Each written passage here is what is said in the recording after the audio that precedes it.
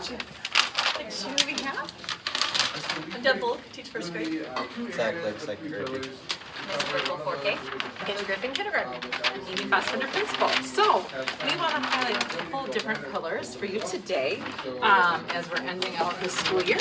And so we'll start with, sorry, I'm trying to get our so we'll start with pillar 1, preparing for the future.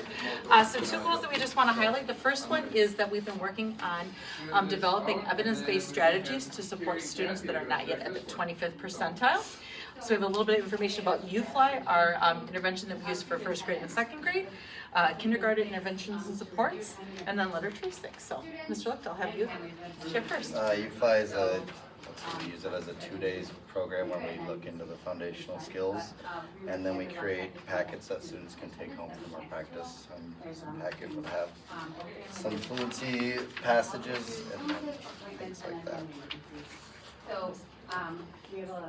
And then in kindergarten, we, for our students that are on an Act 20 plan, they also participate in UFly.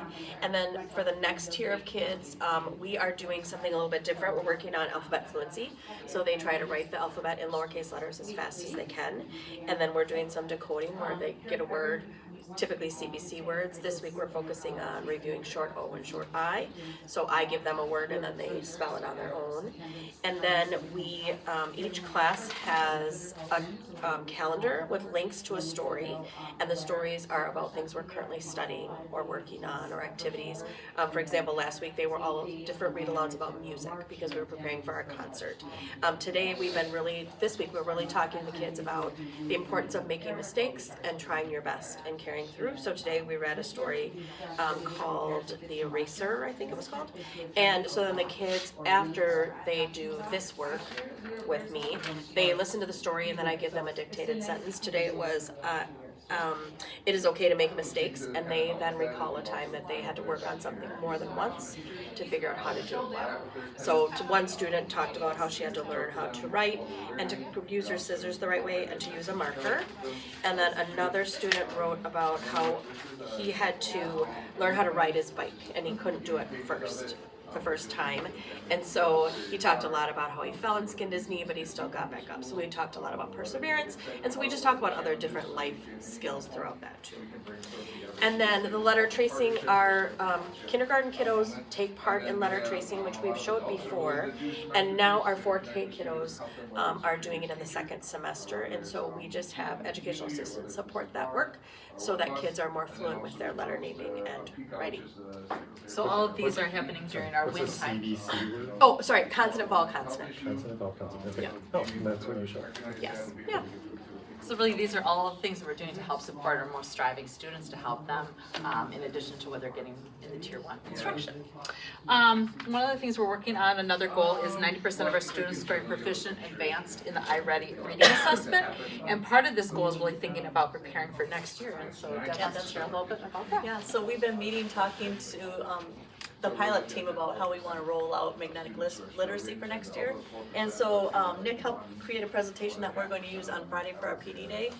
And we're going to walk through kind of our experiences with it and then thinking about our look for document, which just defines for the staff what are the most important priorities in this program that we want to make sure every child experiences. And Nick is using his AI skills because we have a very favorite part that we are going to enjoy on Friday. You guys would be cracking up. Yes, but more importantly, it is attached to look for us, and that was a really fruitful conversation among the pilot team, and it'll really be a springboard for us to launch the people joining the program this next year. So just a way to kind of continue the learning that we're doing right now into next year. So transferring of all those skills. So pillar 2, we have nurturing the whole student. I wanted to highlight the SEL community building reinforcing lessons extension activity.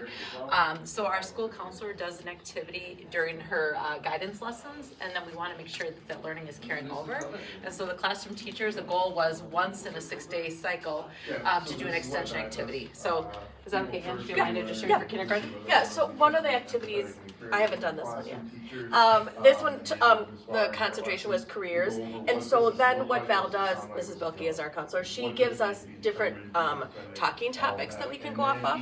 Sometimes she provides links to a video that like also add to that extension piece. And then typically we, at least in kindergarten, we typically do that as part of our morning meeting cycle. It's just another piece of the conversation with our kids.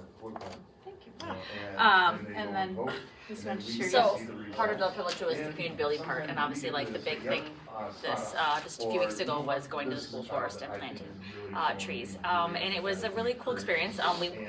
We all got the presentation. I don't know if you guys saw the presentation of what we're going to go through with the students. We went through it. Obviously, the 4K. I kind of dummied it down, but I pared it down. I pared it down. I took it a little easy on them, but they still got the concept of what we were going to do, and they were so looking forward to going out there and planting. And we talked about how to plant it correctly, and they were really concerned about making sure that they planted it correctly. It was really kind of funny because I was like, if you don't, it's like the tree won't grow. I'm like, you're right. So it was really cool. But so we went out and we went to the school forest, obviously, and it was just really a neat experience.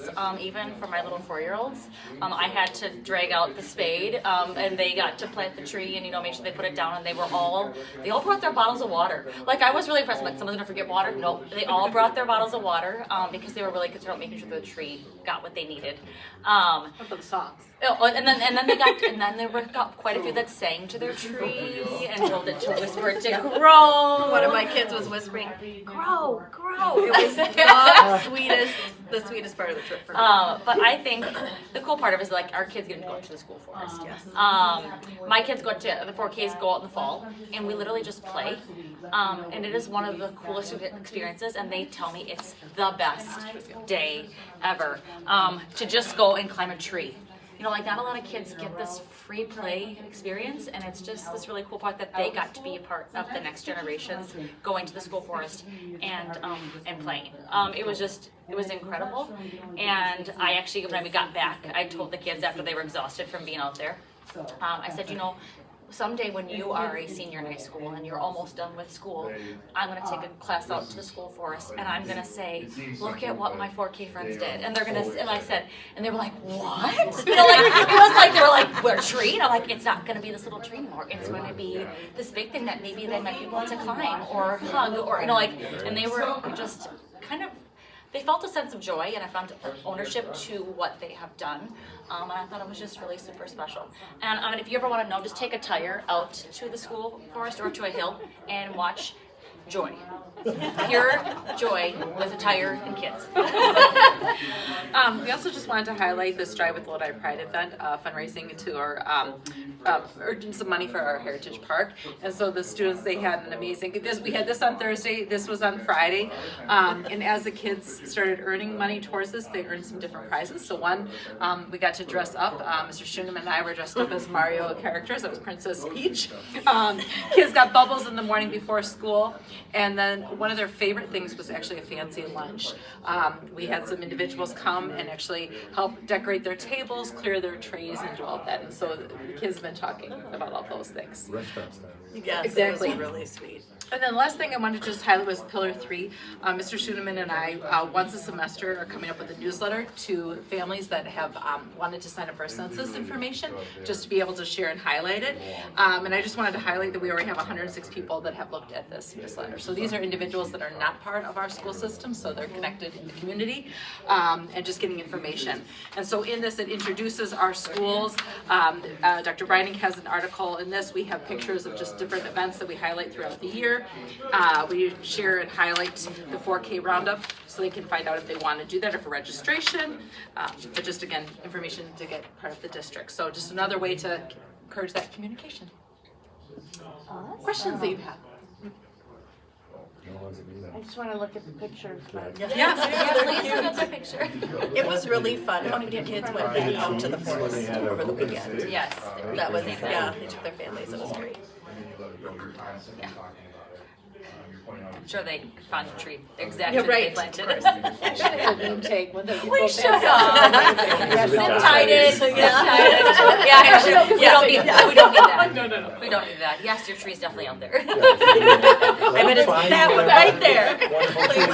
Yeah. That one was it, right there. It's amazing. So we'll just kind of, well, I think we have the TV, so we should probably talk. So, I'm Mr. Schuneman, I'm the principal of LDS and OSC. Christopher McNeil, 5th grade educator. Kathy Clicky, I'm in the office. Carrie Barr, school counselor. So we chose 2 areas, really 3 pillars to focus on. We kind of cheated a little. So our first area is about attendance, because we understand that we can have all these great things in place, but if we don't get kids to school, it really doesn't matter. And so some of the work we've done there. And then also our focus on our community values, so our Lodi Pride values. So I'm going to turn it over to them. The first part is attendance. We've made a big effort over the last few years, but a little bit more each year since I've been here, to just improve student attendance and put just some systems and supports in place to review attendance and support our students and families when attendance sometimes is a concern. Currently, our LES OSC attendance rate is 96%, so we do a pretty good job, but there's always a few kiddos that can use a little bit of extra support. So we recognize that a lot of factors can impact student attendance that we can't control. Sometimes it's student or family mental health issues, a lot of illnesses, appointments, and then family emergencies as well. But we work really hard to help students know that they're an important member of our learning community, and we want to help them feel safe, seen, and cared for. So I'm going to let Kathy take over a little bit about our attendance meetings and how we kind of week to week monitor attendance with the kiddos. Once a week, we go through and I take the data and we put it from NextPath into a spreadsheet. So this is our second year using doing a spreadsheet system, and we're able to track the kids' attendance. We send letters out the first part of the year once they believe they have 5 days from the start of the year till December. We give them a little reminder letter, and then it's 8 days from January to March, and then it's 10 days after that. And then they get a reminder letter from us at 10 days. Then they do get an email from Eric or Carrie for trying to get an attendance meeting and seeing what's going on with the kiddo. And we do keep track of it through help the kids out with one of these as well.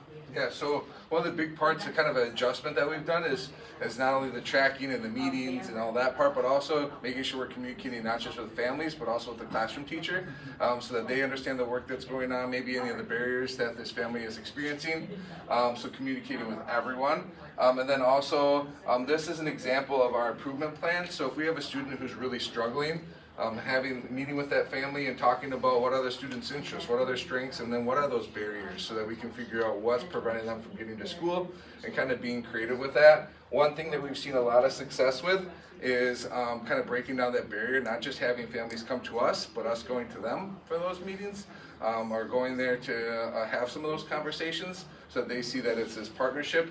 Families have been really supportive of that, which we appreciate, and it's really helped the kids see that, hey, we're all working together for you, and it's not anybody against anyone.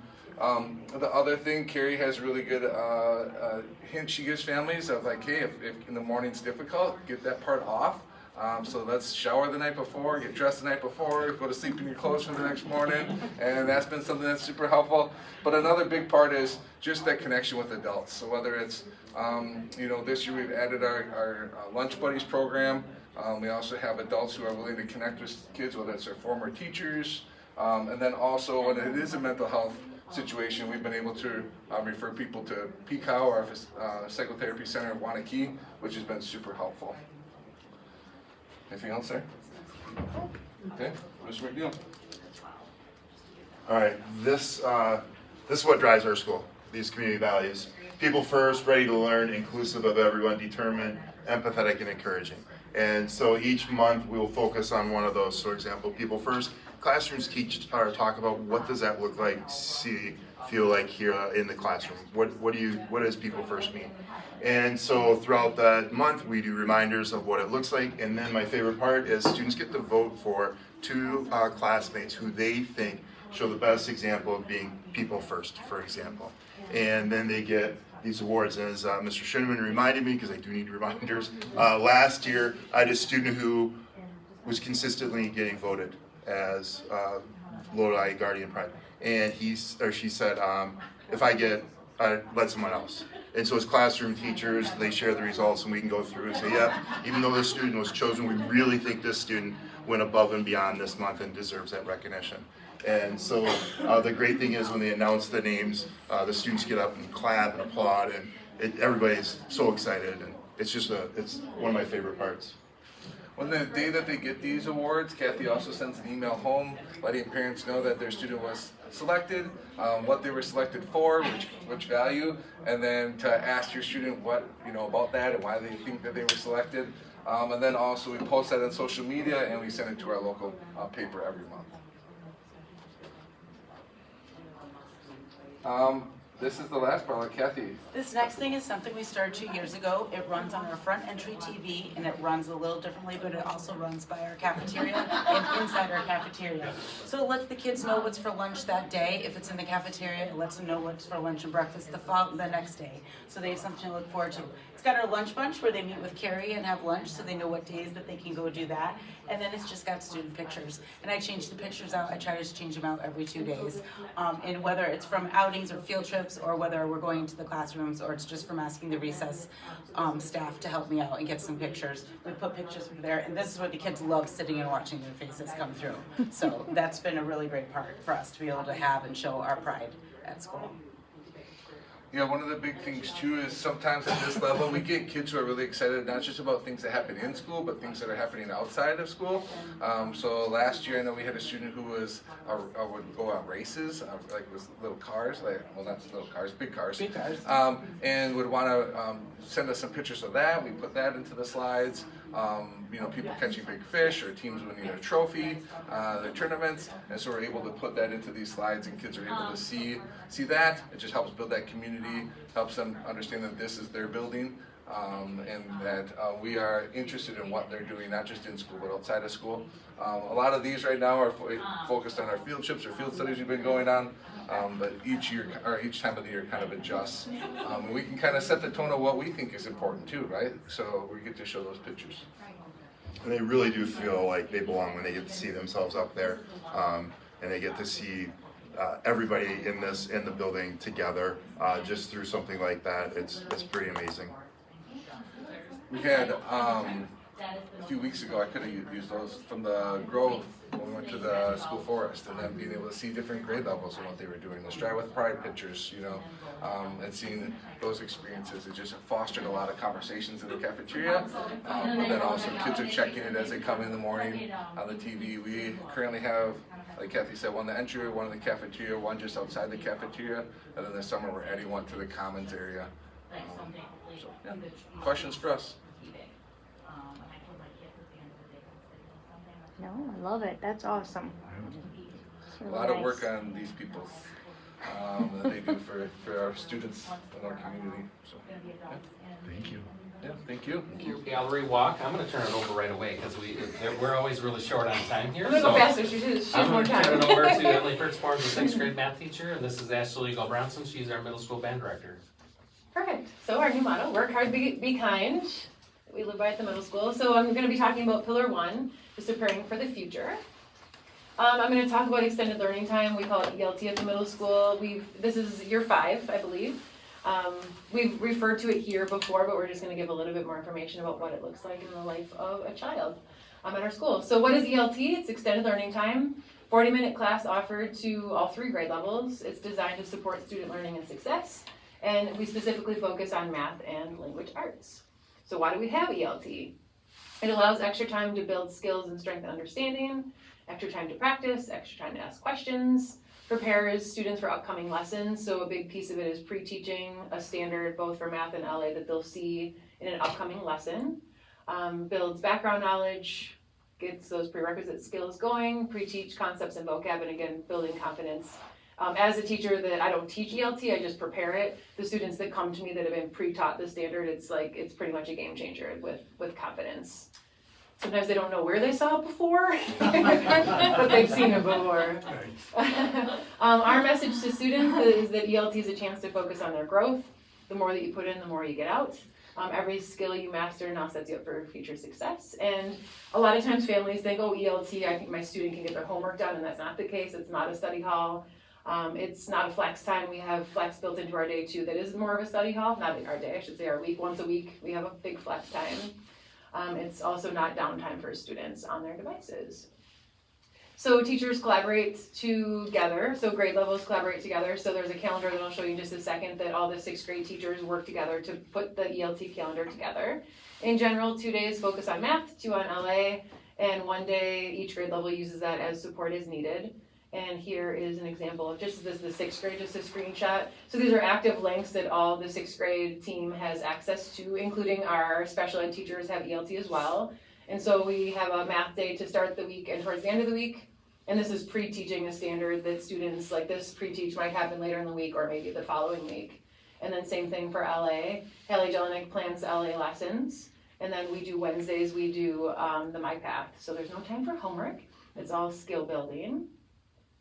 And our data definitely shows that it's working, both the growth that's happened in language arts and math. It would definitely support that it's working.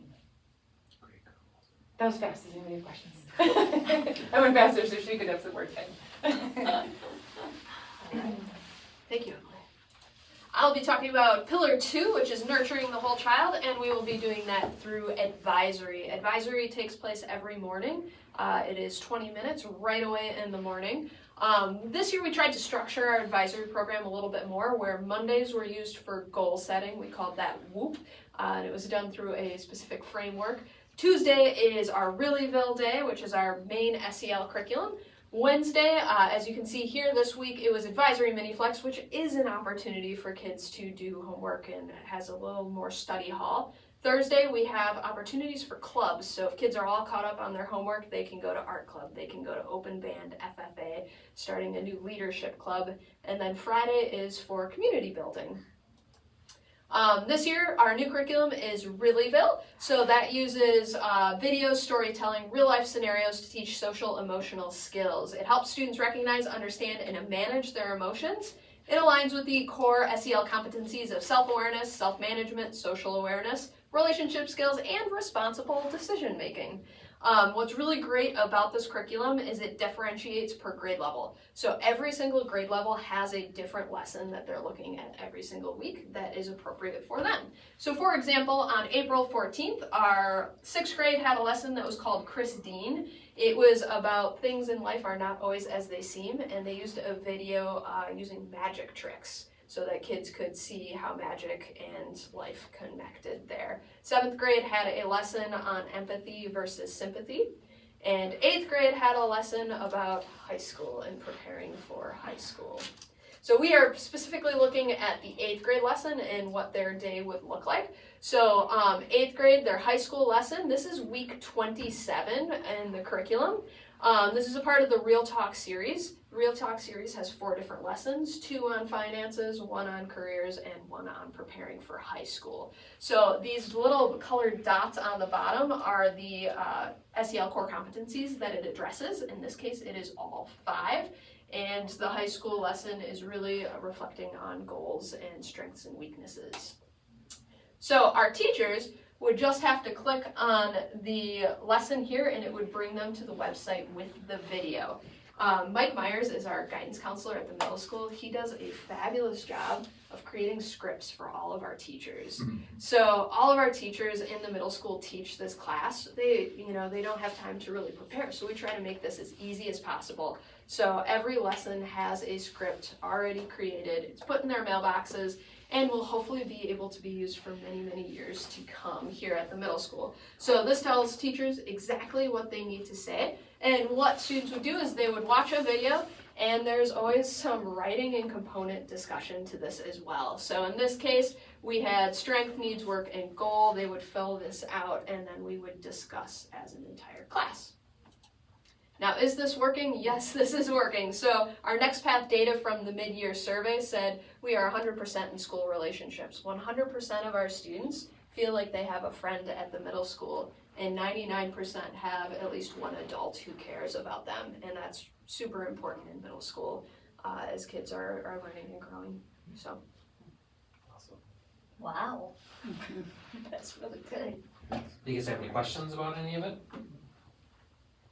All right, this is a record. We got done on time and under budget today.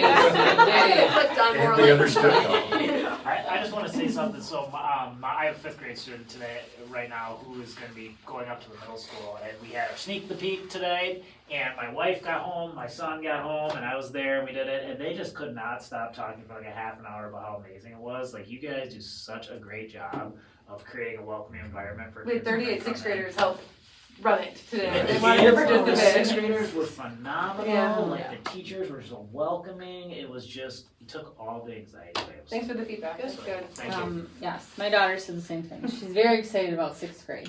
So She much should be. excitement. It'll be great. Oh, yeah, it's weird to say that she's going to 6th grade. I Better don't like it. opportunity for those 6th graders also, right? I was you last year, here's what I got. Yeah. Absolutely. Cool. All right. Well, thank you guys. And we got a lot of stuff to go through, so this is the gallery walk for the gallery walk for the high school. This is the more May board meeting. The presentation is similar to what you saw in February. One of the things that you're going to notice is you are going to see some artwork from our students because it's a gallery walk, but you also get to see the students this time.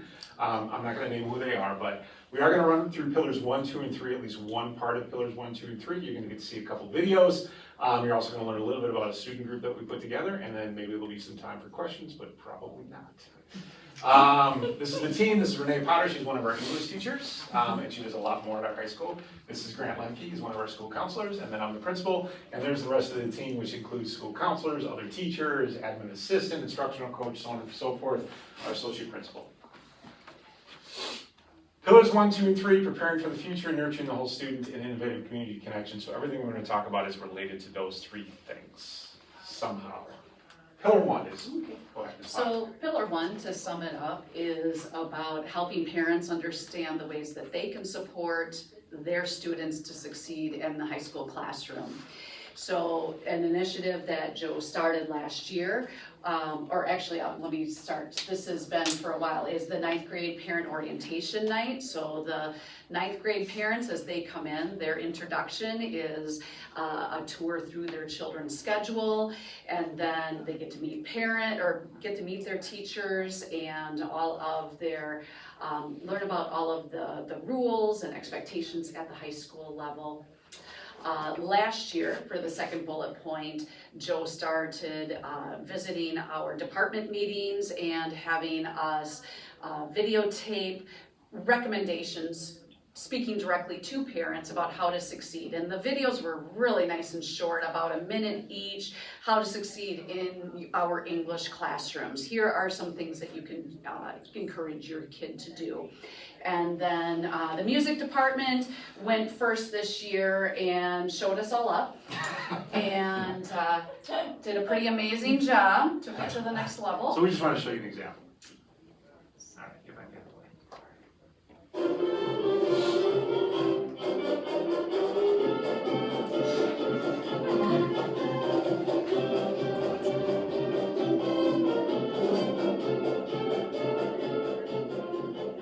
Make sure to leave your students alone when they're toxic, so they gain confidence by themselves.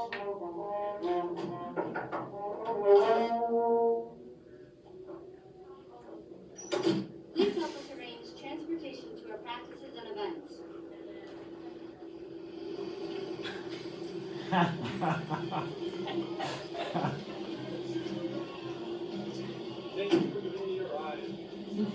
Make sure you know all your kids' performance dates so you can show up and be on time.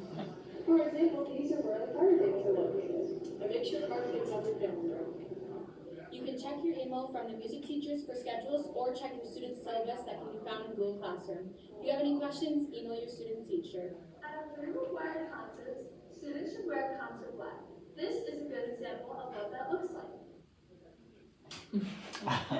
This is a good example of what not to do. Try to avoid wearing non-black shoes. I want to point something out. That's a Lemke. That's a Lemke. And that's a Persporn. Just saying. And they should try to make sure that their pants are black enough before their concerts. Students should also try to avoid wearing hats or any type of hat. If your child is sick on the day make sure to communicate that to your teacher. Get involved. Consider joining Okay, the Lodi. we got to move on If you're interested. so you get an idea of what that is like. There are also many different. And there you go. And then the third bullet point there talks about parents' knowledge of how to navigate Infinite Campus. And the goal is to create a video that will help them learn how to check grades and schedule and attendance, etc. Yeah, it was something that we kind of wanted to do at the beginning of the year, and it kind of fell off to the sidelines, so it's an initiative for next year to make sure they understand that.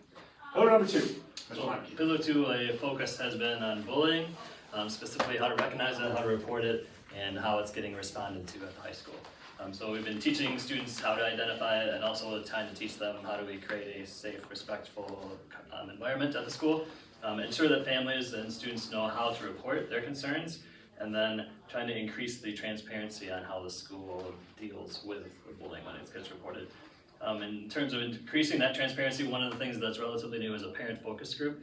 The middle school and high school have combined to offer a focus group for parents where they can come in and give us some feedback on different areas, like different things that we're doing, and as well as get some understanding from us sharing out some information in terms of this is things that we do.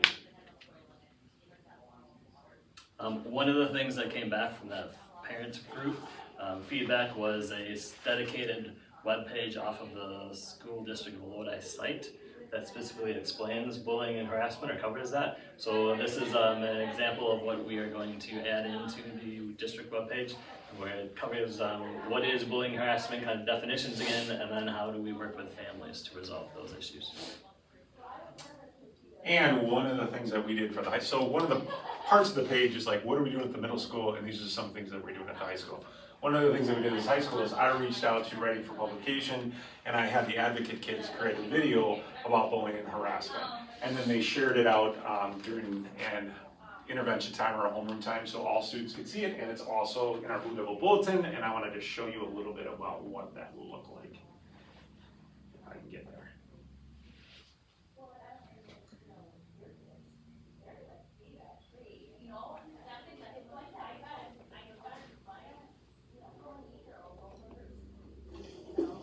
Oh my gosh, here man, here, I'll help you out. Thank you so much. Here. Such a kind soul. Of course. Loser. Hey guys, that's not very Lodi pride in you. Today we're going to talk to you about bullying and harassment. Most people think they're the same thing. But in reality, they're pretty different. Well, let's get into it.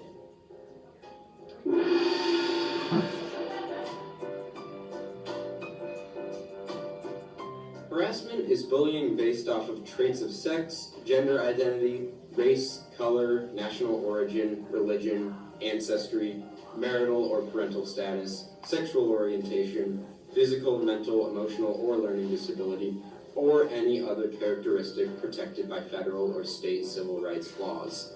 For example, Hey! Well, I don't like you because you have dyed hair! And I hate people with dyed hair! But you have dyed hair. No, I don't! It's natural! You would get hurt! Bullying is a deliberate or intentional behavior using words or actions intended to cause fear, intimidation, or harm. Bullying may be a repeated behavior and involves an imbalance of power. Is it boring? A mean moment is one-time, hurtful, on purpose, or one-sided. A conflict is occasional, hurtful, on purpose, and includes both parties, while bullying is repeated, hurtful, on purpose, and one-sided. Okay, so you get an idea. Notice the imbalance of power? These two individuals, I'm very excited because they're juniors and they're coming back next year. And they're very, very creative and they have a lot to do with their videos. Okay, we're going to finish up here with our last pillar. Pillar 3, one of the things that we really wanted to do is figure out what is the best way to communicate to our students. So Jason Marshall has brought together, here are some of our participants, a student group to talk about that and what their preferences are. The first thing that we looked at though is the number of ways that we try to communicate with our kids. That's a really long list. So obviously there's different buckets of different types of communication, whether it's sports related, whether it's like grade related, Google Classroom. So some of these things are different, but what Jason did is he talked about what doesn't work with them. They told him what doesn't work. Sometimes works and works well.